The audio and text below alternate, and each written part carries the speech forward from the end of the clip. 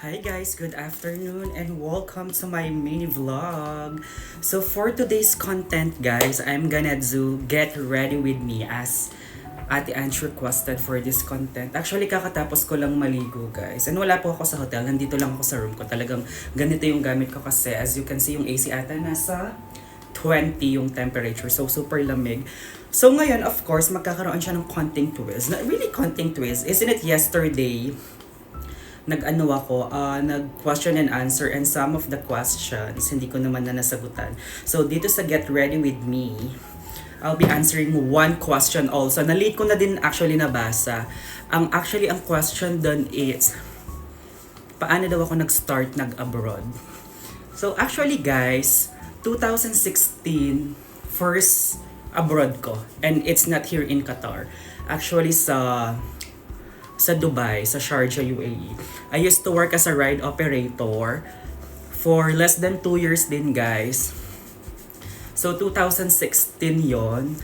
Tapos, after nun, pag uwi ko ng Philippines, nag-call center ako, back to call center for 2 years. And then, after that, I decided to try my luck again to work abroad kasi nga, I'm supporting my family at the same time yung bunso naming kapatid. It's mag-aaral na siya sa college.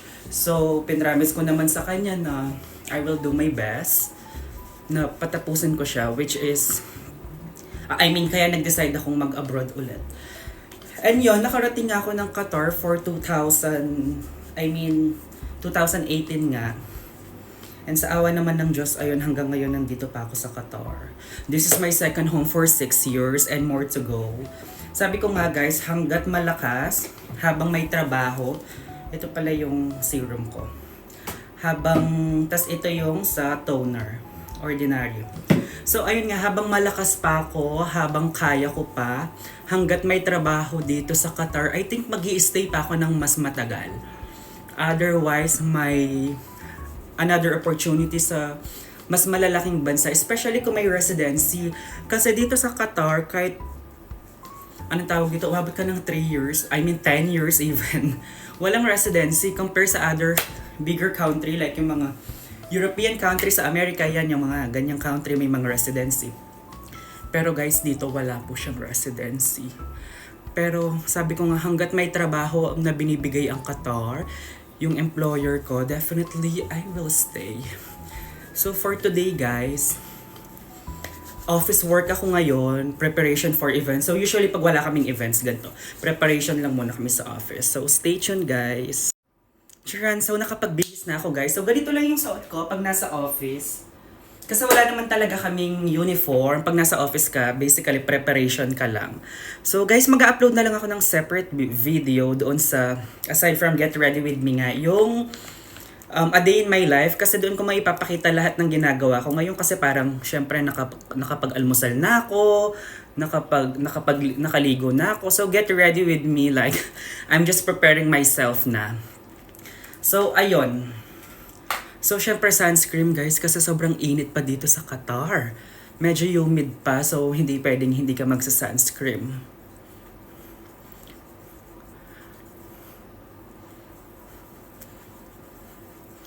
Yan, ganito lang guys. Spread lang natin. So, ayun. Again, guys, thank you so much for watching today.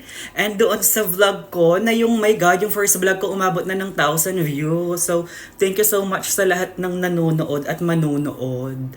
And doon sa second ko, yung sa Q&A, actually, umabot na rin siya ng 500 or more than 500 viewers. So, thank you so much, guys. So, ayun, magpapatuyo lang ako ng buhok, tas check lang ako ng WhatsApp namin, and then, yun, susunduin ako ng pick up by 1 p.m. So, So, ngayon, anong oras pa lang ba? Anong oras na? 12:19, so maaga pa. So, ayun, check lang muna ako ng social media. And again, guys, thank you so much for watching. So, kung meron pa kayong mga request or gustong ipagawa, I will try my best to do it. And just, ayun, kakagawa lang din ng YouTube account ko. So, baka naman. Baka naman pwede nyo kung ano, guys. I-follow, i-subscribe, mag-like, and mag-comment lang kayo, guys. Spread positivity, spread love, happiness, and good vibes. So, thank you for watching. Have a good day, everyone. Much love, and God bless.